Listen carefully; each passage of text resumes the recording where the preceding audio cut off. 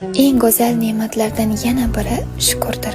Qachonki shukur aytishni o'rganasiz, boringizga shukur aytasiz, Alloh sizga so'raganingizdan-da xayrliroqlarini beradi. Musulmon bo'lib yaralganimiz uchun, Allohni taniganimiz uchun, gunohlarimiz ko'p bo'lsa ham Allohim har kuni gunohlarimizga afv so'rashimiz uchun qayta va qayta imkon berayotgani uchun shukur. Musulmon bo'lib yaralganimiz, namoz o'qiy olganimiz, Qur'on o'qiy olganimiz uchun shukur.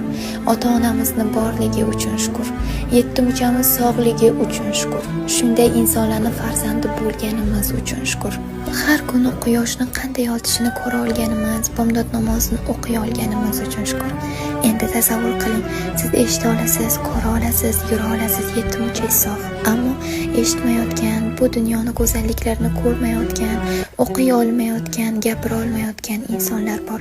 Ular ham shu holida bo'lsa ham Allohga qayta va qayta shukur aytishadi.